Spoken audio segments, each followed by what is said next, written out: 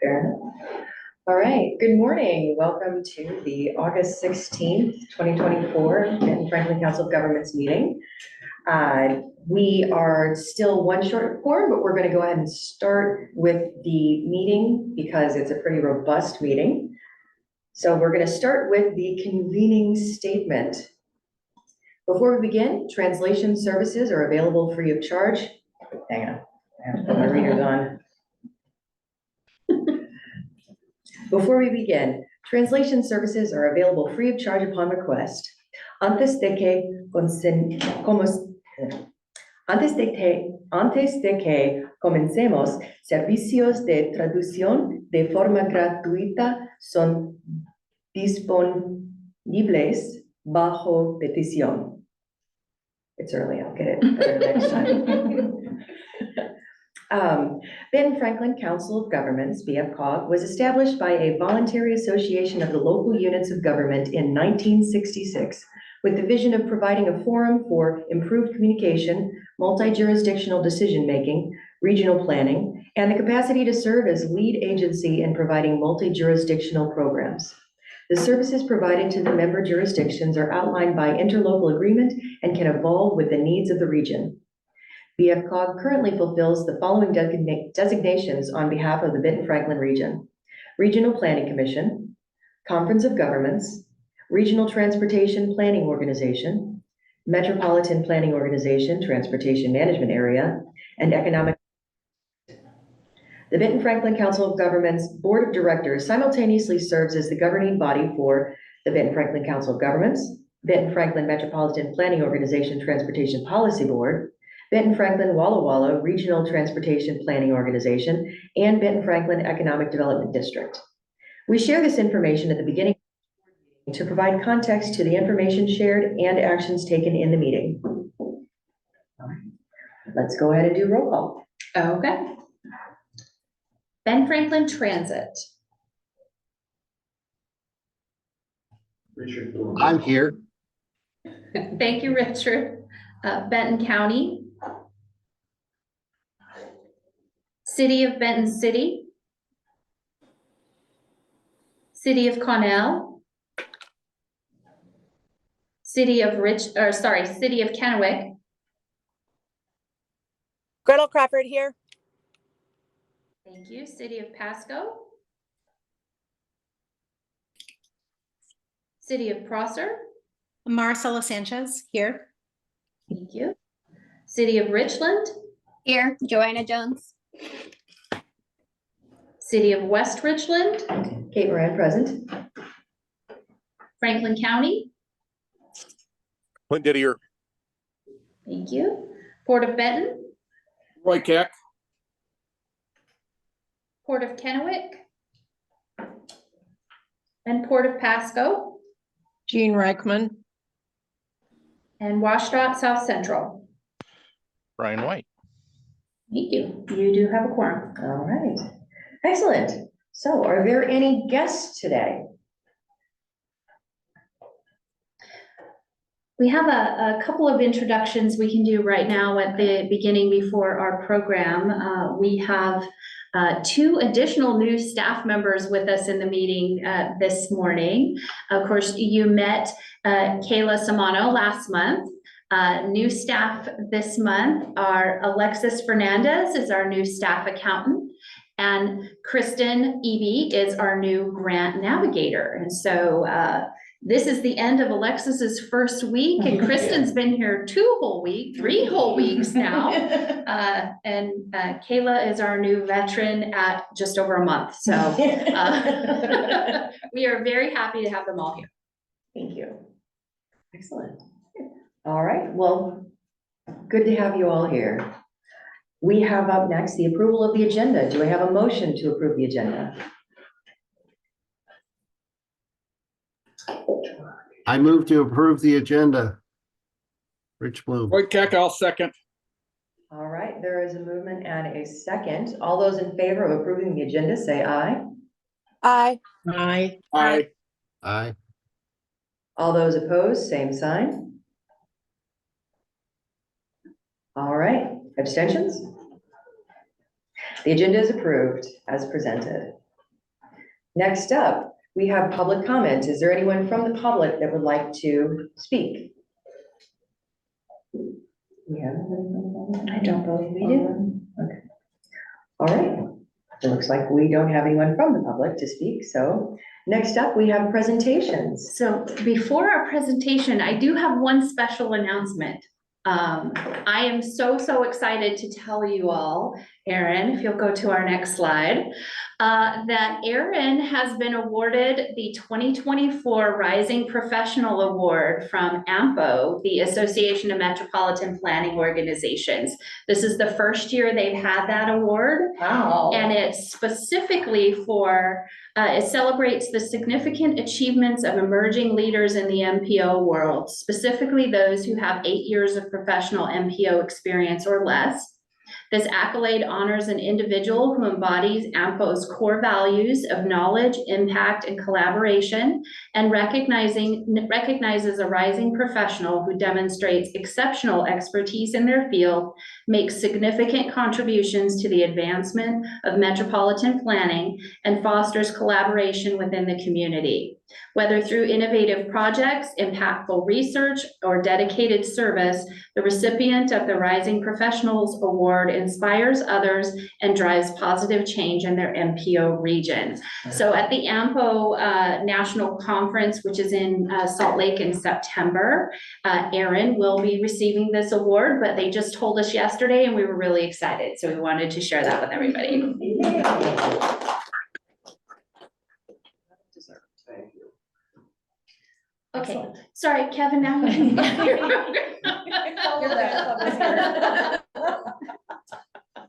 Yes, good morning. My name is Kevin Sliger. I'm the Chief Planning and Development Officer with Benton-Franklin Transit, and we have Heidi Gnome here from Transpo Group, and we're going to be discussing BFT's 20-year long-range transit plan. So before we start here, I had a handout that kind of details the mini plans that BFT puts together, like the COG. We live in the planning world. We have our annual service plan, which is our annual plan to detail the services we'll be rolling out or any changes we'll be making in the subsequent year. And our transit development plan, which is a requirement by the state to detail our 6-year outlook for the agency. This is a plan we just wrapped up and we'll be distributing to our jurisdictions and WSDOT here in the next week. And then adding the long-range transit plan to the mix, we really feel as an agency, we've never had a long-range transit plan. The idea here is to align our services and our growth with the growth of the jurisdictions that we serve. So with that, we can get into the presentation. And I think you've got it. Okay.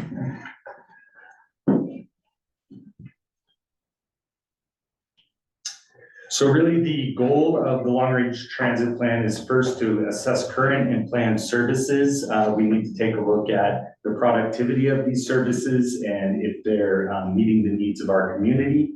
We also want to assess mid and long-range needs of our community and base that on the projected growth of the communities we serve. We will then move into developing strategies and develop these to maximize ridership within reason and available resources, and then develop priorities for implementation based on, again, the resources that are available to us. So I'll give a quick overview of the planning process for this plan. First off, we have data collection and analysis, again, evaluating our services, getting a better understanding of the demographics of our service area, and then forecasting ridership into the future to make sure we meet the needs of the demand that will be there, new demand that will be there with the growth of the cities. That process is currently underway. BFT is working with Transpo Group to better understand our service and our system from a quantitative perspective. Kind of concurrently, we're addressing the public information and outreach portion as well. We have a project website that's up that has information about what the project is intended to accomplish and next steps for the project. We have also distributed a public survey. We started that survey about a month ago, and we've, had various events where we've been administering that survey, getting feedback from the public. We've been going to food banks, special events. We even went out to the flea market to garner some feedback. And then from there, we will synthesize the data in public outreach, document existing needs, identify those gaps, and then this will culminate in a project list, evaluation, and finally a plan that we look to adopt in Q3 of 2025. So with that, I'll pass things off to Heidi. Okay, thanks, Kevin. So as Kevin said, my name is Heidi Ganoum. I'm with Transpo Group, and we're also supported by a couple other organizations. PRR is helping with the public outreach. And then there's another group called TMD that's helping us with some of the analysis because we're really doing a very broad look, looking at BFT's entire family of services. And so we wanted to make sure we had enough capacity and expertise to help with that. We give you like a snapshot of some of that work that we've done so far, because again, you have a robust agenda today, but this is a quick highlight of the family of services that BFT provides. There's fixed route, there's the Connect service, there's ADA paratransit service, there's general demand service in Prosser and Benton City, and then there's also the van pool program. We obviously can't represent the van pool program quite the same way, so we just have Hanford outlined up there, but there are other employers who participate in this program, but Hanford accounts for over 50% of those trips. So we're looking at it all. One of the things that we look at kind of across transit agencies is daily ridership. We know that for BFT right now, as you can see there, about 43% of the average daily ridership is being carried on those 3 routes. Those are kind of like those are the arterials, right? Those are the ones that everybody's connecting to get to where they go. You can kind of think about the other lines as maybe some of those collectors and neighborhood streets that are getting folks up to those arterials that are running more often, and really the trunk line.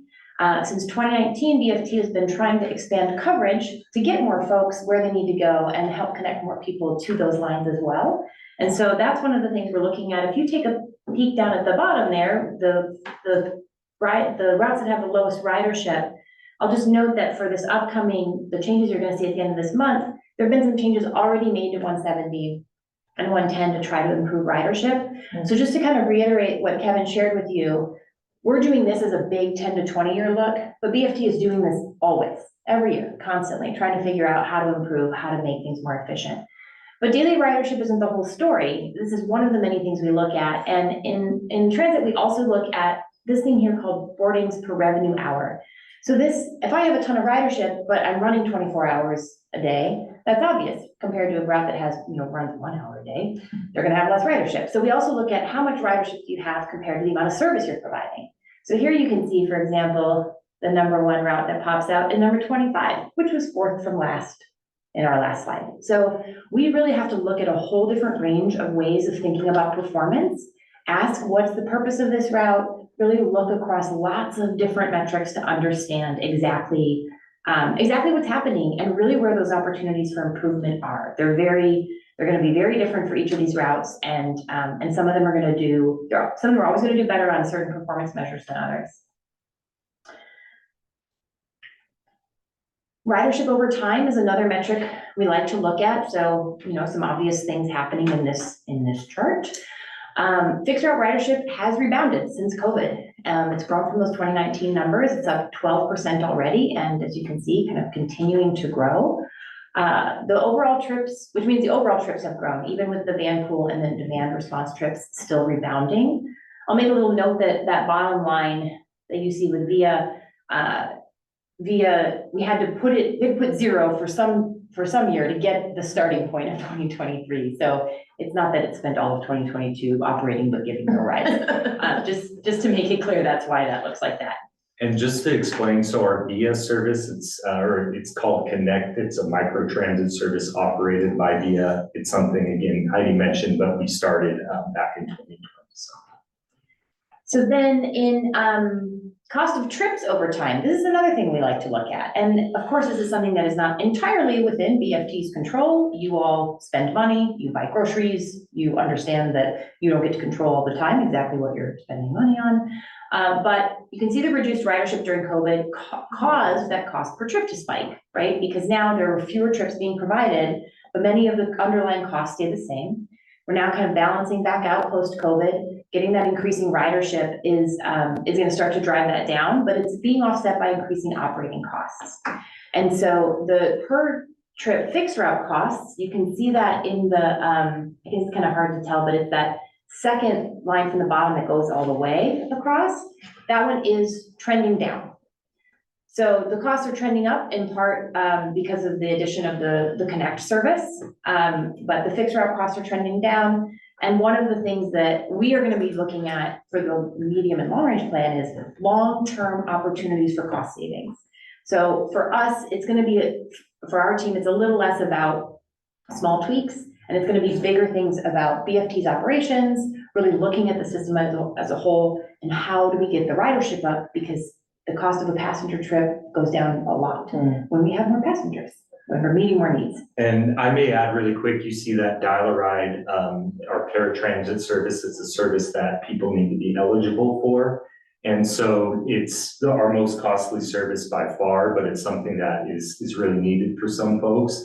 But also a strategy for us is to make our fixed route more accessible, make our bus stops more accessible. So folks who may need to take demand response paratransit in some situations can use that less costly fixed route system. So that's why we're really going to stress accessibility to bus stops in the future.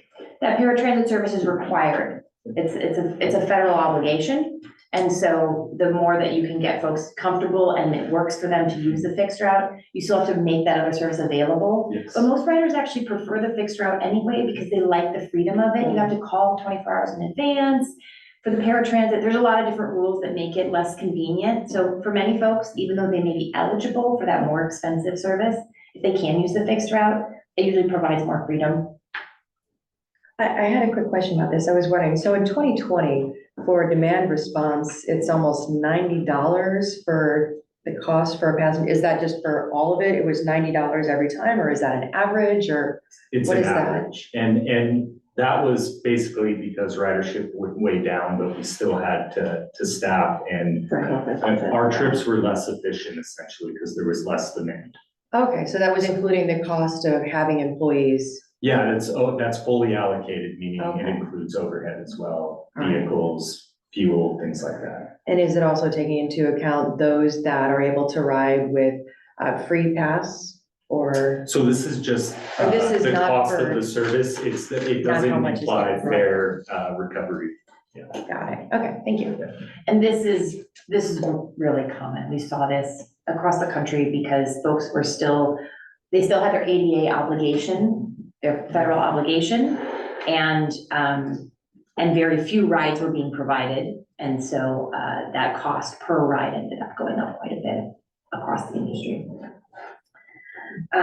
Okay, so then we're kind of looking at the supply side, right? What are we offering folks? How well is that working? What's it costing? What are those places that are, we're looking at the transportation supply, and we're also looking at the demand side. And so we're gonna be looking both at those who rely on transit and folks for whom it could work, or they would even like to use it if it worked better for the trips that they are trying to take. And so there's a couple different ways we're gonna be approaching this. This particular map, and you'll notice that Prosser and Benton City aren't on here, and it's because this map is focused on household density. So when we talk about density, those communities don't pop up, but they are absolutely part of the analysis, and I'll show you those kind of part of what we're looking at later. But this is just a quick notion to let you, to show you that one of the ways we're looking at demographics. So we're using the United Way ALICE scores instead of federal poverty line. And this is because there are many folks in the community who are employed and they still have a really hard time making ends meet. And the federal poverty line doesn't take into account what it costs to live in your community, right? So poverty looks different here than it looks in Seattle, than it looks in Spokane. And so these scores really take into account folks who are asset limited, that may mean they don't own their homes, income constrained and employed, but don't don't make so little money that they qualify for federal poverty. Just one kind of note to let you know, these are the kinds of things we're looking at. And I see Joanna has a hand up. Yeah, thank you. So I have a couple of questions. One of the things, just the details to me are so important as to show whether we do care for the people that actually ride the bus or not. And some of the things that really bothers me the most about the Benton-Franklin transit is the fact that we don't even offer this in people, anybody, including myself. I thought about using the bus, but at the end of the day, when you go to a bus stop and you have to wait for a long time, even in main streets like King Road or Gage, there isn't any shelter for people to really get protected from bad weather, which is a very common problem for us in here, right? We go from 105 degrees to negative 10, 15 degrees. These people have no place to shelter from the bad weather. So we can put a lot of money and a lot of effort into a lot of things, but if we're not showing these people that we do care by actually providing the right bus stops for them to actually wait, I think that we may be, not really thinking about them. I've seen people, kids during the summer months or during the winter months waiting for the bus on King Road. For one, it takes forever for the bus to come by. The second is that there isn't anything besides just a big plaque and a big pole, and that's it. There's nothing else. There's no place for them to sit. There's no place for them to shelter from the bad weather or the good weather. It's just, I don't think that we really care when we're not even doing those very simple, basic things for these people that want to ride the bus. I use the bus in New York, in San Francisco, and Tokyo, and they all offer a place for people to shelter from bad weather. So I'm wondering why we're not doing that. We're thinking about spending, all this money in all these different areas, but we're not even looking at the basic, which is where do they go to wait for a bus? Do they have a place to sit? Do they have a place to shelter from the weather? That is my question. Yeah, Joanna, that's a great point. So that really goes back to the whole accessibility, the notion of accessibility, comfort, and really visibility of transit. And over the past 4 to 5 years, BFT has invested heavily in improving our amenities. On the corridor you mentioned, Keene, we have invested in new amenities, new pads, but really what we do, because we are constrained to the resources that we do have a resource constraint. We basically distribute our amenities based on ridership. Basically there's a threshold for ridership. And let's say if it has over 10 boardings a day, then we'll add a bench. If it has over 20 boardings a day, we'll add a shelter. There's situations where, we may not stick to that based on the geography of the area, or if, say, there's a business out in front of it at a stop that's willing to pay for those amenities. But great point, but I can say BFT has made a focus of making our stops more accessible, more comfortable, and more visible. And we'll continue to do so. So I believe in the past 5 years, we've invested about $3 to $4 million into our amenities, and we will continue to do so to make them more accessible. So I'm going to push back on that a little bit because at the end of the day, you can always go and look for partnerships, individual companies that want to maybe, it's not just public funding. There is private enterprises. They also want to participate in this type of funding, right? So it's going out looking for those partners and asking, what does it take for you to actually help us maybe build these shelters? There is ways to make money out of those shelters. If you go to many of the larger cities, you see that they have, they're covered with advertisement. So obviously they're making money, not only inside the bus, they have advertisements, but also the shelters that have advertisements. So looking for those private partnerships also is, to me, important because we cannot rely heavily on only federal or state funding, right? We don't have that much money to go around. So I guess my question to you is, are we working towards maybe forming private and public partnerships to bring in companies that may be willing to build those for us and get some, benefit in the means, in the way of advertisement? You get to use these things for X amount of, time for building it for us. So have we done that, or we're just heavily relying on only federal and state funding to do this kind of things? Yeah, we've had several large partnerships. PNNL, for example, if you drive down Innovation Drive, they purchased those shelters and also built the pads for us.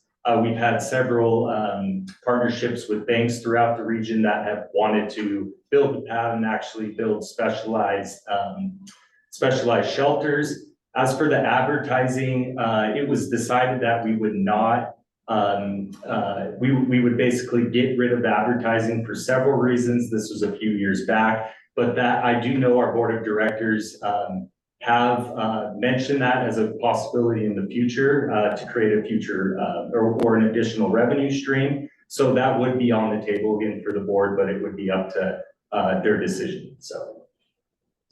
Thank you. Yeah. Isela, you have a question as well?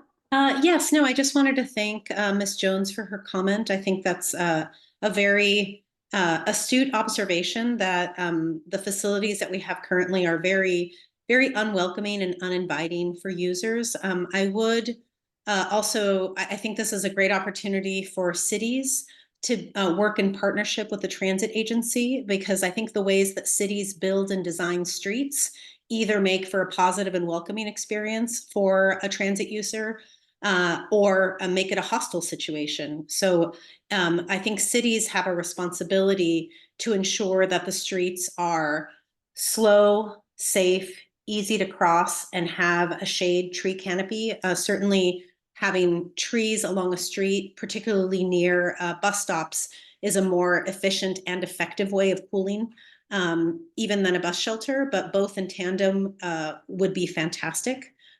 So I'd really, I think it's quite a bit of the responsibility falls on the cities as well to ensure that we're building pedestrian-oriented streets, so that it's not such a daunting task to try to cross the street and catch the bus and wait for the bus.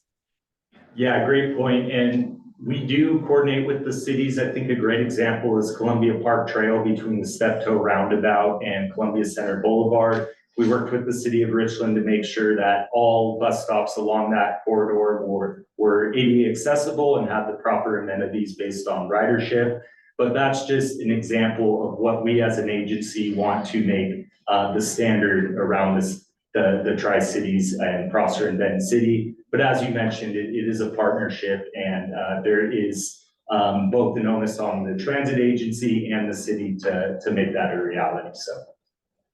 I will just step in here real quick and mention that this is a very, very excellent, but also a very long presentation. So I see that the board member Bloom's hand is raised, but I would ask that we kind of try and limit as much as possible so that we can get through this. But Mr. Bloom, do you have something to add? Sure, I was just going to back up relative to advertising.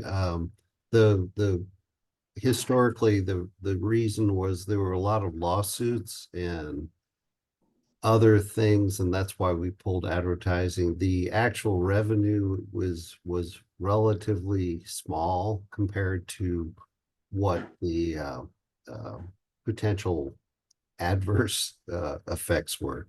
So that was the only little bit that I'll throw in there. Thank you very much. Okay, now I'll try to speed through this because we're going to keep talking to you all individually more about this for sure. So just a quick note, there's lots of things we're looking at, like transit propensity. This pulls together a whole bunch of factors: car ownership, the kinds of jobs people have, income. And one of the things we look at is, okay, so right now, this is what the transit propensity is. BFT is providing service in many of these areas, but the line on the map doesn't tell you how often it comes, doesn't tell you what the experience is like waiting for the bus. It doesn't tell you, is this actually the trip you're trying to make, right? So we look at these and we say, well, these areas have really high ridership. So this is an area with high transit propensity. It's doing a great job of serving a lot of folks. This area maybe isn't. That tells us that's a spot we need to more deeply understand. Why is it not working for those folks? Is it The service isn't running early enough, it's not running late enough, or it's too long of a trip because of the connections they have to make. We have the ability to look at modeled data. This is done at the census block group, which is very, very large, which is why you see these huge. And I'll just note, this is flipped from what you might expect. Replica presents very high number of trips in yellow and very low number of trips in that dark. So we're gonna be taking this and moving it into census blocks instead, getting a lot more granular. We can even get down to specific destinations. So when we see those areas with high transit propensity but low ridership, we're gonna look at those areas and say, where are the people who live here trying to go? And that will help us understand the ways that it might not be serving them. We can look at this data by income, we can look at it by household type, we can look at it by access to vehicles, and we can look at it by trip type. So we can say if work trips are more important to us to get serving first in the next 10 years, this is what that would look like. So again, this is just a really quick snapshot of the kinds of stuff they do, but we're gonna be digging into this in a lot more granularity. And the other part of this we have that quantitative side. We also have a qualitative side, the outreach I'll talk about in a second, but we're reviewing everybody's plans. There's lots of them, lots of jurisdictions, lots of plans. Some folks like the ports we're gonna need to talk to just directly because there's not that kind of same publicly published plan, and that's in our next phase here. But just as a overview of what we're doing, so for the COG, we reviewed the Human Services Transportation Plan, looked at what are the things that were related to transit or to transportation or to BFT specifically that pop up. We want to make sure that all the work y'all have already done is being represented, and we're not asking people the same questions they got asked 2 years ago, but they know we've heard that. For your MTP in particular, this really flagged for us, right? That your road network can handle the vehicle traffic projections. The transit system cannot handle the projected increase in ridership. So we know that that's true. And then the question is, well, what do we do to handle it? What does it look like in that next 10 to 20 years? So we're looking at all of those plans and making sure that we're aligning with that regional need. And to what Kevin said earlier, the point of this plan is not for BFT to do it in isolation. It's really to make sure it's well aligned with what we know is coming and what we know your plans are.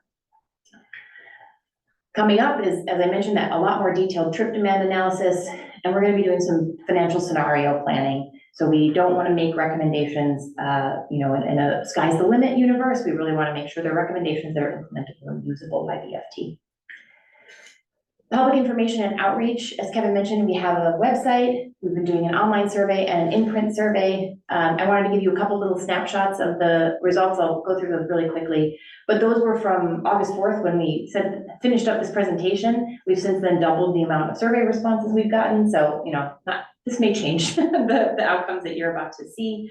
And the survey's been provided in English and in Spanish, online and in print. And then the online survey also can be translated into, I think, 17 different languages. Wow. But we just know it's not as good as when a human does it, but it's still okay. So we definitely have had, I know Gabe got really excited. He helped a couple folks do it in Arabic at one of the stops. And so really broad reach on that. Just an idea of some of the questions we're asking. We're asking lots of demographic questions. But we asked if the BFT services weren't available, how would you access work? 45% of the folks said they couldn't do it. They just wouldn't be able to access their work. 37% said they'd get a ride from family or friends. This is great. It feels like, okay, you have access, but you got to keep in mind that means somebody else is taking the day off of work or getting a babysitter or not doing the thing they were going to be doing at that time otherwise. So this question was asked just of people who currently ride. Why do you use BFT services? Also asked of people who currently ride. You can see these are all pretty close together. Environmental reasons, not having a car or having limited car access, and then saving money were, the ones that kind of rose to the top. When we ask folks what prevents them from using BFT at all or more often, this is riders and non-riders. When we do our analysis, we'll split it out so that we can really understand the different factors. But the trip takes too long because the buses do not run frequently enough. This is kind of what you will hear over and over across the entire country in the transit industry. Frequency is freedom. It's what lets people make changes in their plan. You miss the bus, you don't have to wait an hour. It just makes it a more reliable option. But again, pretty close to that. Service doesn't go where I need to go. So this question of where are we expanding, who are we providing more coverage to? And then the trip takes too long because the route is too long or I have to transfer. Some trips are just gonna be too long all the time. There's just, they're long trips, even in a car. But this is where we think about express services. We start to look at, a lot of trips we don't expect every trip to be one seat, but maybe there are some one seat trips that it would make more sense to serve that we're not doing now. Just some of the questions that we'll be looking at in the future. We asked people what strategies would most improve their experience of BFT. They only got to pick 3. So we're trying to, because everybody says, some people took other and said everything, which is, they can do that. But we wanted folks to prioritize, to be thinking about their priorities. And again, frequency is the far away winner so far. But extended service hours came up, both early and late, pretty close. Adding local routes is pretty close to that. And then again, and this is to the point we've already discussed, improving conditions at the bus stop came up pretty high. And then expanding the routes that operate on Sunday also. And we asked folks to give us more information. What local routes do you want added? What Sunday routes do you want to see? We asked people to rate the overall quality of the transit service. Again, we're going to break this down by, are these folks who are riding daily? Are they riding once in a while? So we can start to understand the difference between better serving customers for whom BFT is their primary option versus trying to attract new customers. And where are there overlapping strategies? Where are there different strategies? So coming up, you're going to be hearing from us in the next few weeks. We really want to, make sure we're talking to you individually, making sure that what we've captured from your projects and plans is correct, getting any further feedback, giving you a sense of kind of where we think some of the recommendations are headed. We'll be doing a recommendations workshop for agency partners, probably in spring of next year. And then taking it to the public after you all have had your way in, and we can revise it according to that. And then towards the end of the year is when the draft plan comes out, and that will have more implementation steps, timelines, funding, just kind of the nuts and bolts that may be more important to you, but the public might not care as much about. So these 2 pieces are coming up. Needs and gaps, we're gonna do it. It's comparing what we've got to what we want. How do we get there? And then the recommendations in the plan is, okay, so now we know what we gotta do. So how do we get there in that direction? And this might change, it might be a little earlier. We're finding some really good public outreach opportunities in May, so we might bump all this a little sooner, but that's what's coming up. So that's it. This is still Gabe. Gabe's the one who's managing it on the BFT side, but you can also talk to Kevin and I. I know we're running late, so That's okay. if there's any further questions? Doesn't look like there's any questions online and none in here, so thank you so much. Yeah. That was really insightful, and hopefully folks know that if they have any further questions, to reach out to either of you, or is it specifically Or to? Gabe. Gabe will get it to us too. Yeah, Okay, or yeah. myself, Heidi, whoever, and I can say, this is just the kickoff of this process. We're gonna be really trying to meet with each jurisdiction individually to understand their needs, and so I thank everyone for their time today.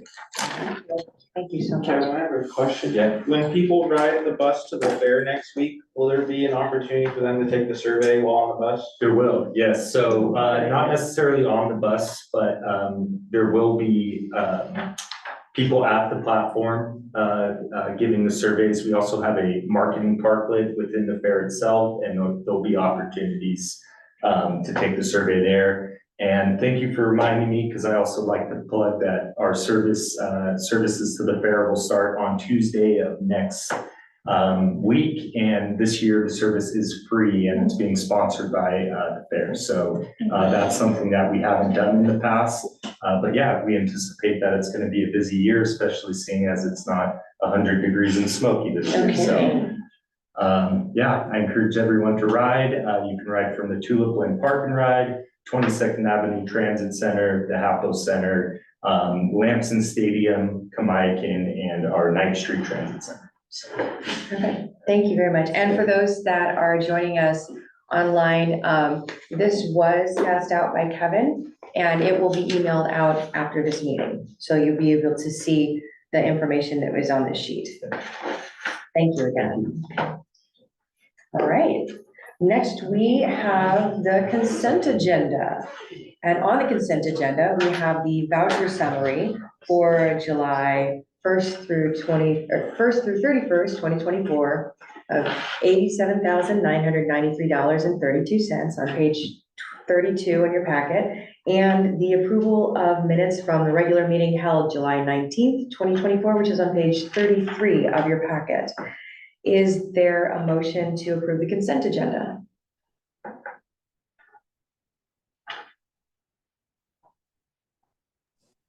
So moved. So move. All right, so was that a motion by Maricela? Yes. Okay, and is there a second? Second, Joanna Jones.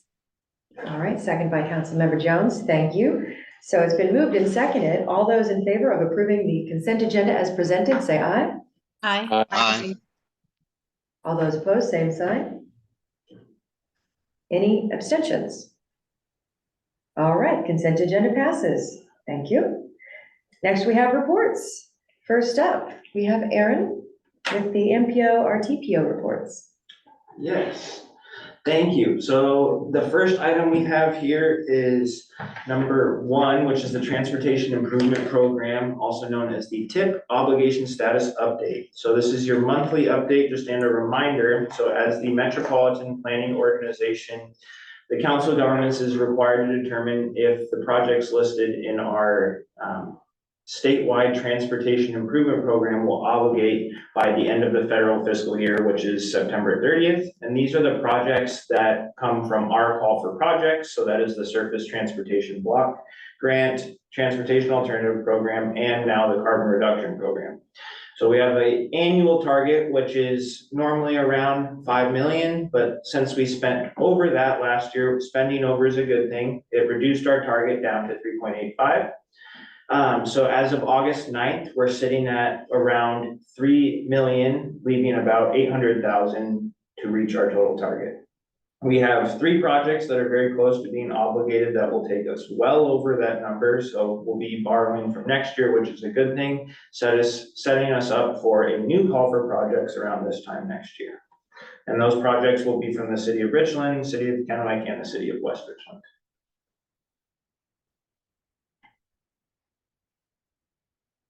Next item is number 2. So this is our Benton-Franklin Council of Governments 2025 Regional Transportation Priorities. So this is an annual process that we have reworked this year to make it a prioritized / ranked process. So from last month to this month, the only difference is that the TAC members at the August 1st TAC meeting have gone through the formal process of giving presentations on each of their projects and then submitting rankings to staff here by August 9th. And just an overview of what the ranking process was. So 1 member from each jurisdiction was allowed to vote on the prioritized list, and that was submitted to us by the 9th. That 1 member from each jurisdiction was allowed to cast 6 votes for their top 6 projects, so only 1 vote per project. The votes were tallied based upon the projects receiving the number of votes, so the top ranked project was the project that received the most tallies. And if there was a tiebreaker, for example, if 2 projects received 8 tallies, it would be based upon based upon the number of 1 ranked votes it got. And then if they were tied, it would go to number 2, number 3, all the way down to number 6. So here are the preliminary results that will be brought back to the board next month for formal adoption. But the number 1 project is the SR 240 Aaron Drive Complete Streets Improvement. Number 2 is the Badger Road Interstate 82 Roundabout and Pathway Project. And you can see, as I was talking about that tiebreaker process, so Badger Road was tied with Columbia Center Boulevard widening, but Badger Road received 3 number 1 votes, so it was therefore elevated up to number 2. So number 3, Columbia Center Boulevard widening.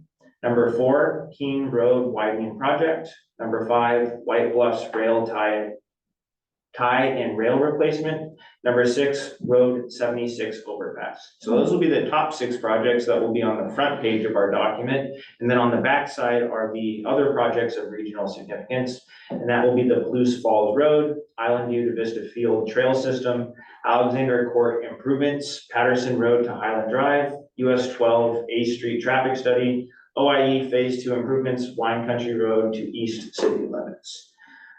So in addition to this, there will also be areas of advocacy that will be included within our regional transportation priorities list.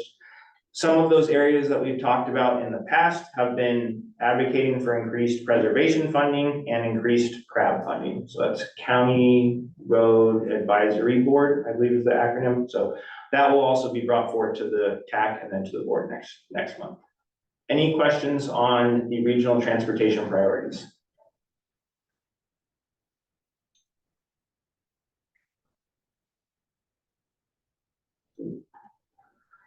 All right. Number 3 is the regional climate change approach. So this is an item that was brought forth and discussed at the TAC and with our regional planning group over the past several months. So the Council of Governments has been working with 5 jurisdictions, Benton County, Kennewick, Richland, Pasco, and West Richland on a regional approach to climate change. This is coming out of the Washington State Department of Commerce 2023-2025 Climate Change Planning Grant to meet and fulfill the new climate change and resiliency elements for jurisdictions' comp plans, specifically tying back to the implementation of House Bill 1181. So the Council of Governments is going to be leading a regional approach for these 5 jurisdictions versus an individual scope. And this has been something that the Department of Commerce has applauded due to how climate change will impact regions, not specifically just cities and counties, and especially with our geography and how we're laid out, it is much more of a regional thing. But with these with this grant, it's broken into planning and implementation. The Council of Governments will be the lead for the planning portion of it, but the jurisdictions will be the lead for the implementation, so the rest of the funding. This will be a cost-saving measure for jurisdictions, allowing for more money to be spent in the implementation phase rather than in the planning phase.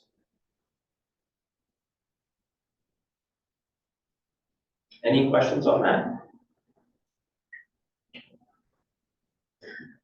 I would just add to that, Erin, for the board's benefit, that in order for us to finalize this process, I am assuming at the September board meeting is how it'll work out. We will come back. There'll be a contract between the Department of Commerce and BFCOG to accept that funding to do the planning phase, and then we'll have to have some sort of a memorandum of understanding with the individual jurisdictions about what portion of the work on their behalf and what portion of the work will be done by each individual jurisdiction. So I assume you'll see that in our September board meeting.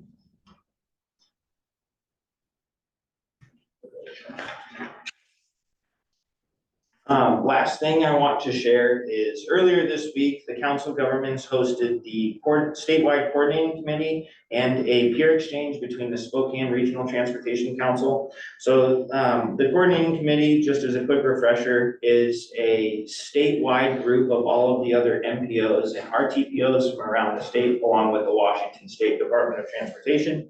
We hosted that meeting here on Tuesday, and then during that same time, so while everybody was in the conference room, staff from here and the Spokane Regional Transportation Council were in the break room doing a peer exchange on different topics and projects that have been ongoing or recently completed. I'll say that discussions ran long, and we're looking forward to doing another one with Spokane, this time in Spokane. It was a great experience, I think, for all of the staff to be able to connect with their peers, learn more about what each of our agencies do that's more unique and different, and explore some new approaches. So I felt like a lot of really great benefit came from that.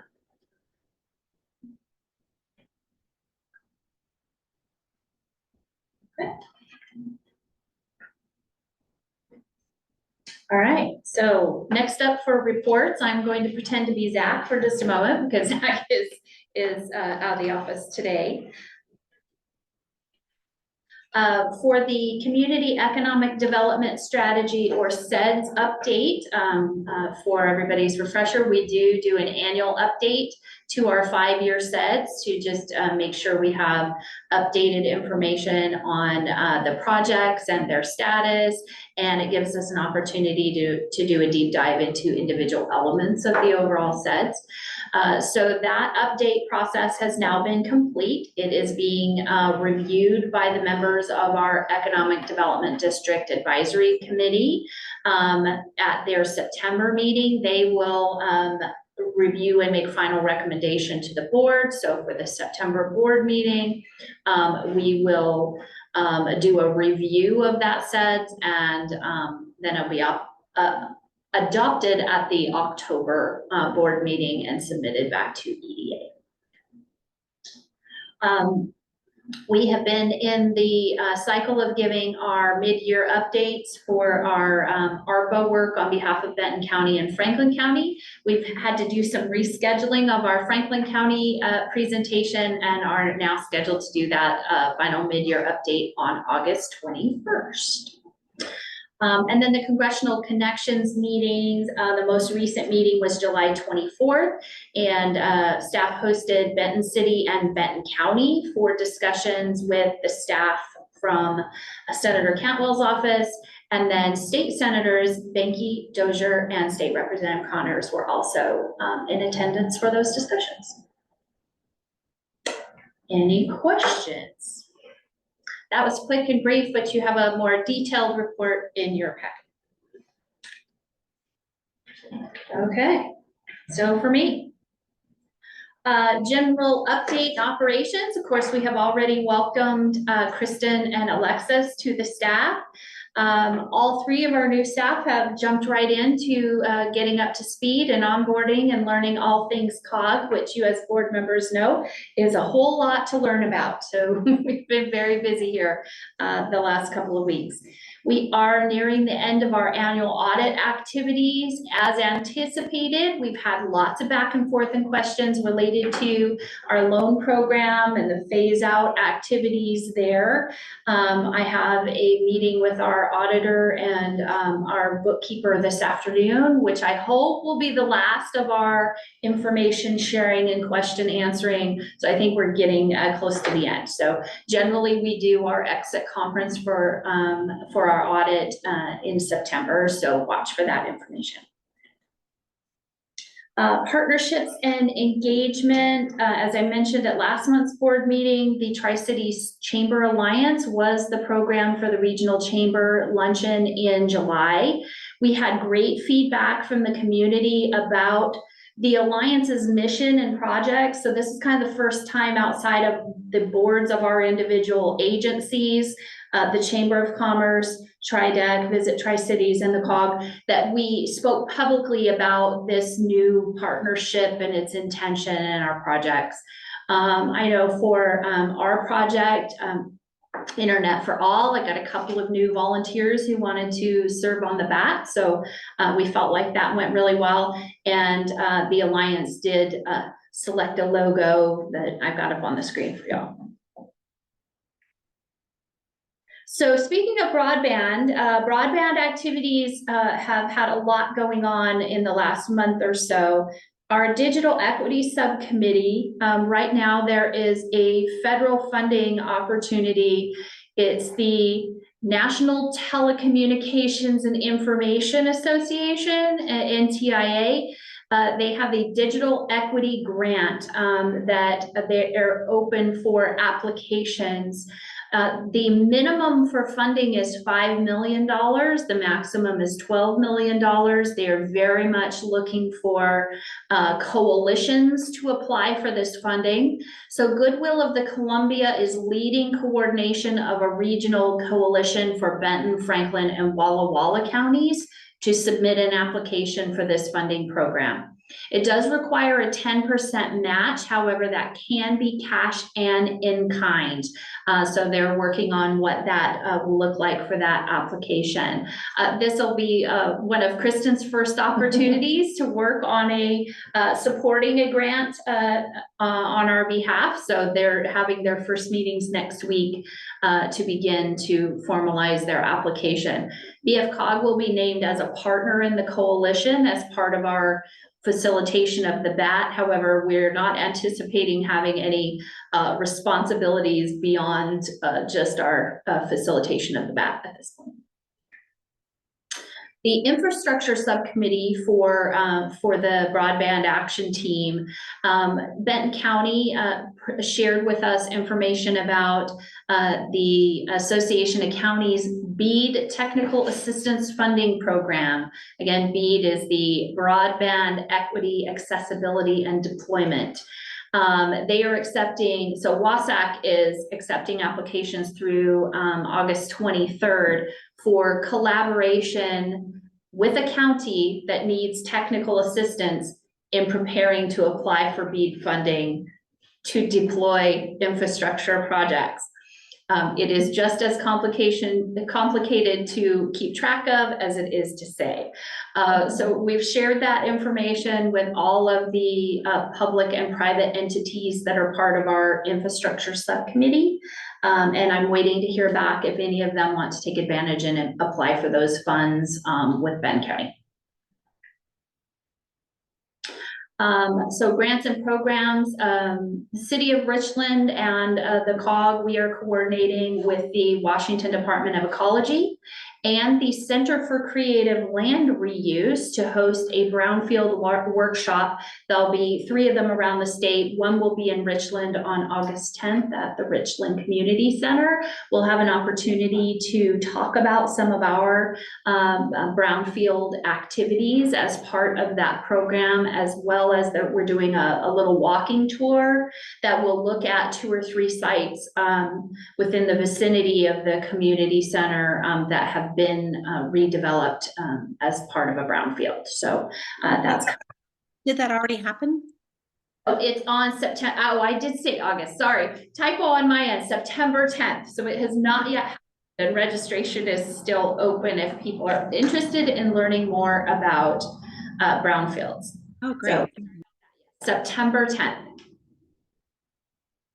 If any of you would like more information about that, I can sure send you the information. Okay, and that's it for just my update report. Now we're on to action items. All right, so next up, we have our action item 9A, which we don't have any action items for the MPO, RTPO. So 9B, we do have the Economic Development District action items, which Michelle will present. Yay, okay.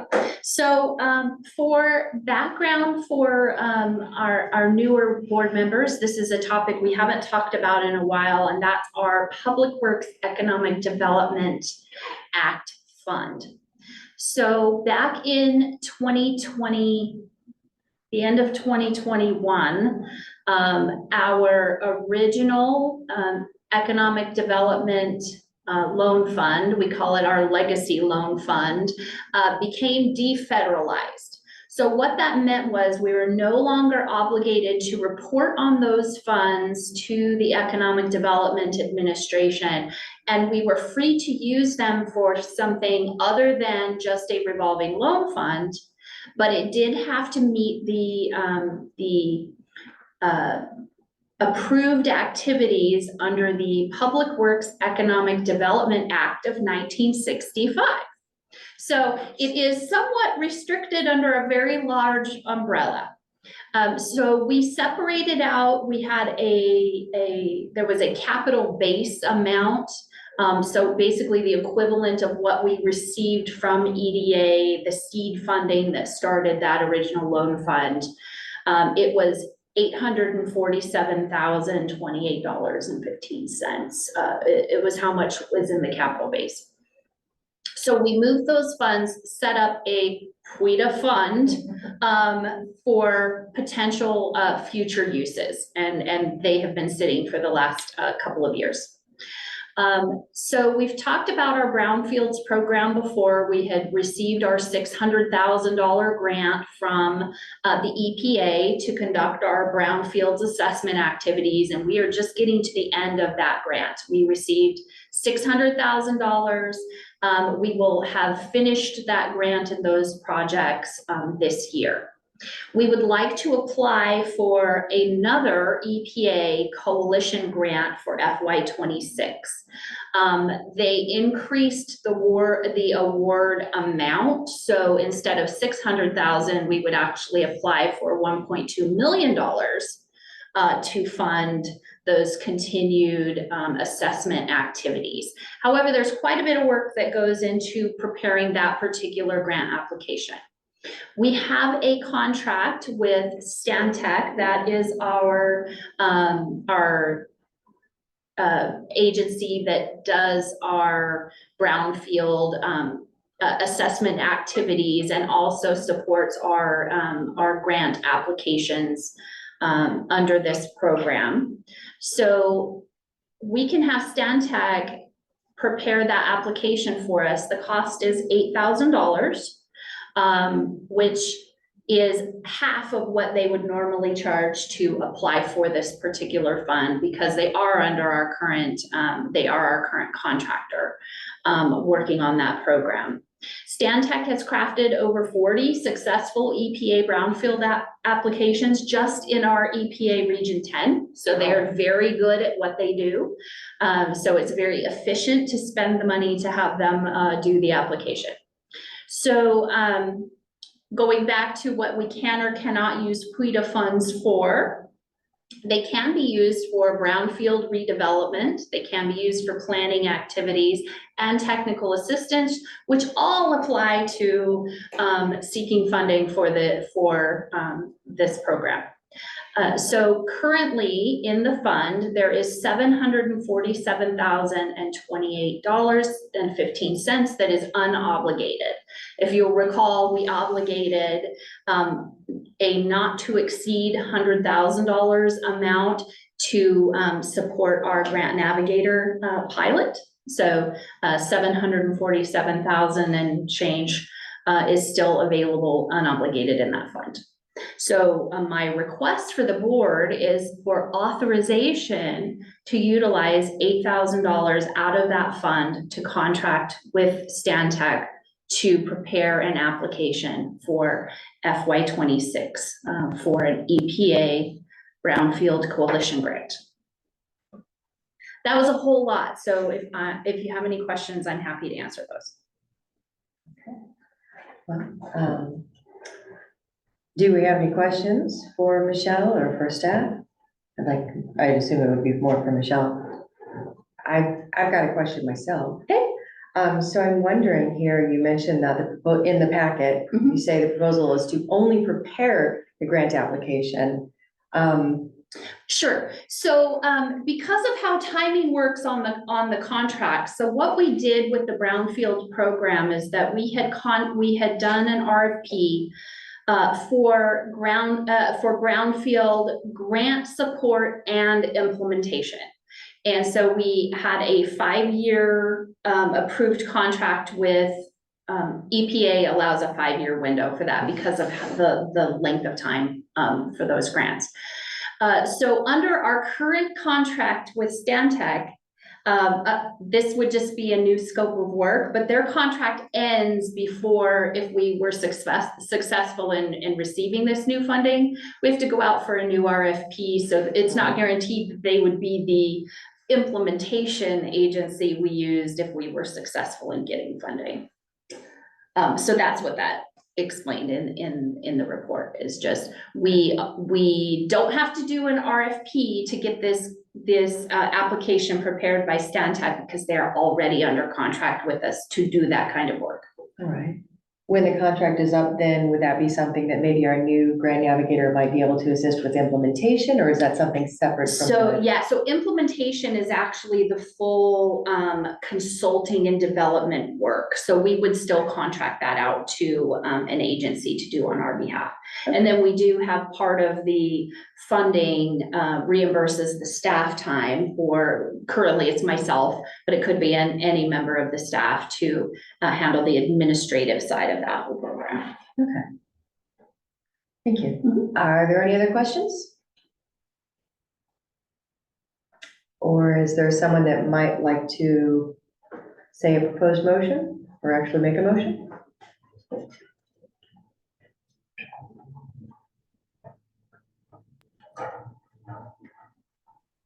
I'll go ahead and do it, Marcella. I move to authorize the executive director to transfer 8,000 from the PWEDA fund to pay Stantec Consulting under the current Brownfields assessment and implementation contract to prepare an application for the EPA Brownfield Community-Wide Coalition Assessment Grant. All right, there's a motion. Is there a second? Second, this is Jean Reichman. All right, there's a motion and a second. Are there any further questions? I do have one question. Yes. So didn't we, or are we already hiring a grant person? They couldn't do this particular job? So this particular grant is a very complex federal application. Normally, if we were just going out to apply for one that we didn't feel strongly about our ability to successfully get it, I would 100% work with Kristen. However, because of Stantec's strong success with this program and the fact that we are already contracted with them to do this kind of work would be why I would go this route and make the recommendation to spend the funds and have them do it. Just because they are really good at it, and we are talking about $1.2 million. And we have in fact already contracted with them to do this kind of work. Okay, thank you. Thank you for the question. No, great question. Are there any further questions? If not, then all those in favor say aye. Aye. Aye. Aye. Aye. All those opposed, same sign. Are there any abstentions? All right, the motion passes. Thank you very much. All right, and then our next action, 9C, COG, we don't have any. So next, we have new business, which we don't have any. So we have director updates. For that, I will go ahead and just go down the list from our roll call and ask if anyone has any updates relating to your jurisdiction that might be good for good of the order, that folks might be interested in. So first up, Benton-Franklin Transit, Mr. Bloom. Well, hopefully we will be having a new general manager shortly.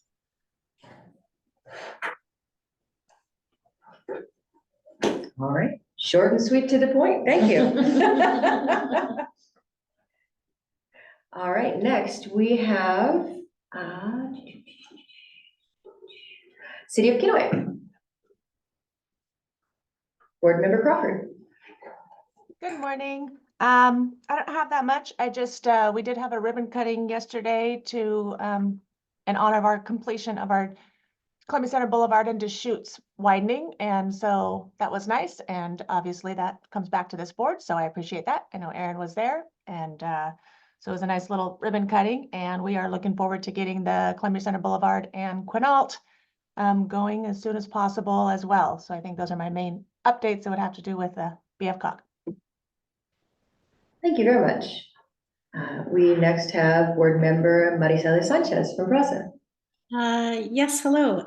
We just wrapped up with a 2-day community visit from walkability and community livability expert named Dan Burden, who came to the town and helped us to perform a walking audit of our downtown and led us through several charrettes with city staff, elected officials, and several dozen community members who all joined in and learning about the principles of what makes safer streets, what makes more people-oriented streets, what sorts of design changes can really help to increase economic productivity and help our businesses out. The events were very, very well received. We held a special planning commission meeting to help inform and educate our planning commissioners, and the attendance was standing room only at Planning Commission from community members who came in to be a part of that. So we're very excited to use all of this information to incorporate it within our comprehensive plan update, which will start later this year, and have really robust community input. We're very excited as well, I think, just to focus on really keeping the rural character, the small town character of Prosser, and to not let it be degraded by poor land use and sprawl. Just a lot of fabulous feedback from city staff and community members from that. And we're feeling very, very hopeful, very energized, and really engaged. Excellent, thank you. I'm sad that I missed it. I was out of town for a little bit. Next up, we have City of Richland, Board Member Johnny Jones. No update from it here. Thanks. All right, thank you. Next up, I'll skip, Franklin County, Board Member Clint Didier.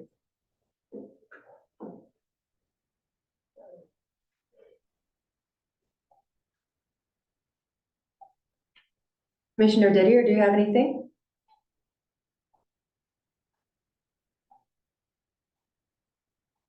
Okay, we will skip and then come back just in case.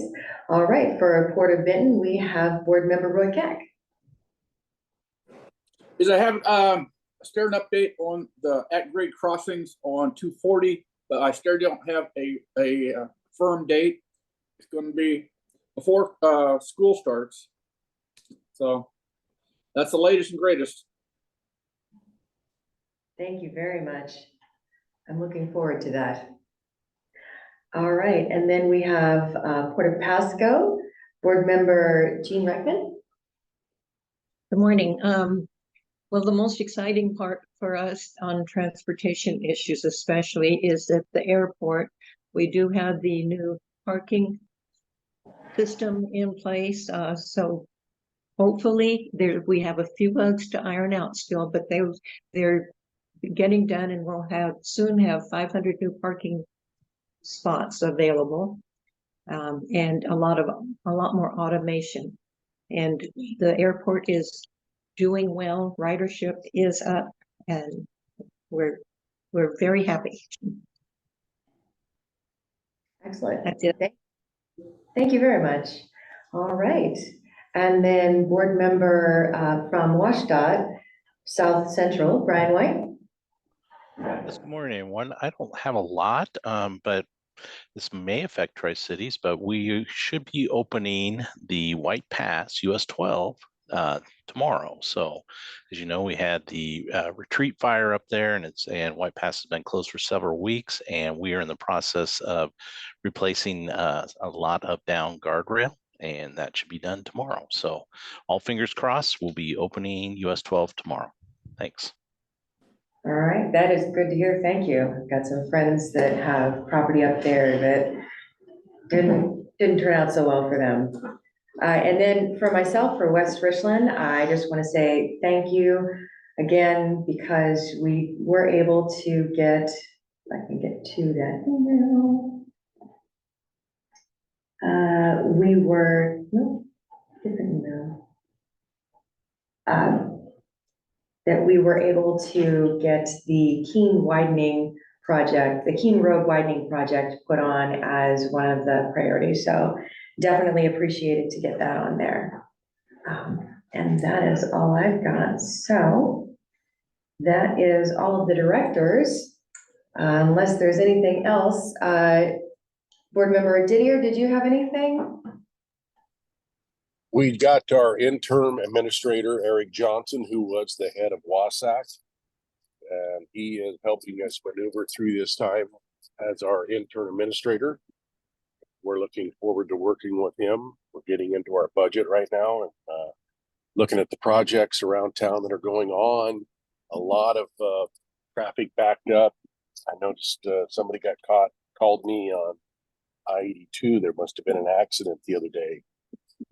But maybe staging some of this activity so we're not cutting down all our thoroughways around town for movement of people. All right. Thank you very much. And unless anybody's got anything else, then we are able to adjourn. All right, at 11:18 a.m., we are adjourned. Thank you so much, everyone. Have a good one.